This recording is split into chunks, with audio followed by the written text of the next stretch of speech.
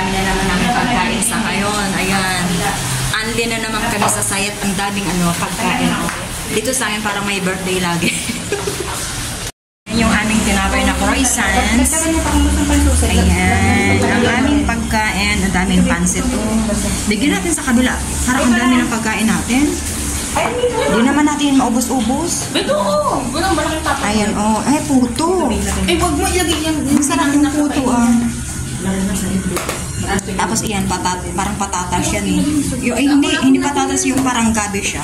Ito, para siyang gabi. Matalino. Kaya dito na yung isda. Sige Maya. Ito yung paborito ni Bunso namin, sausage. Hingan pa ba sila sa pamasahin? Oo. Hingan natin para naman Oo. Hingan natin ang pamasahe para may pangbili pa tayo ng mga rika-rikado natin, di ba? Oo, pantagdag-dagdag. Pantagdag lang. Paan? Tsaka hindi na nila yung bibilin. Tingnan mo, dami na. Hingan ang pamasahe nila. Sabi ko maghati tayo sa pamasahe. Hindi na sila lugin niya. 24 pa mo. 24 kasi 24 sa akin. Kasi dito kasi sa room namin, kami 6. Sa kabila, ba sila, 5? So, 5 sila. So, parang hindi naman namin ito mauubos. Kasi nga, ang dami naman. Ilagay mo yung ilagay mo yung sayang din naman para share your blessings, Loren. So, mas maganda yung kahit paano yung nagbibigay tayo. Kasi marami naman eh. Diba? Ito lang ang kain. Hawa ka na. Bago yan. Bago na. Binigay ni Ma'am ito magabi.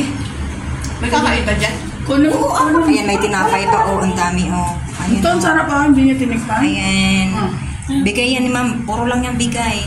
Ano pa? Ano pang pwede dyan? Sa amin, ang daming bigay. Lagyan natin kahit nasaan ibang sausage. Ayan. May dekorasyon mo yan. Ito, ang bigay mo, wag yung susi. Ayan nga. Ito. Susunod, masoy, anak. Ginagalan mo yan. Ito yung bawasan mo ba? Wow, sana all. Ano pa? Yung gulay, dami-damihan mo yung gulay. Parang walang papansin yun eh. Anong gulay? Ayun. Wala na. Inilagay namin yung kasi magtuturito tayo. At initin yung Prito at saka ina. Wala mo lang na, bawasan mo. Sige na, ibibigay yan sa kabila. Lagyan mo lang isa para... Ang kulit mo. Ayaw mo na. Ang kulit mo. Ewan ko. Kinain natin. Manta natin. Kumain kami kanina ng pansit. Hindi yung tira ng sa ayuda. Sa ayuda. Ayun. Sira na yun. Kasi ang pansit na masira. Yun, tinapang pero yung niluto ko. Hindi ka kumain. Ay, dito. Masarap to. Parang lutong Pinoy. Luto. Ano? Mamaya. Parang lutong siyang Pinoy. Masarap. So, ito. Subo sa mga office. Ayaw nyo? Hindi lang. Tama. Kasi mag-ayos pa ako ng Tama ko, Ben. Sumang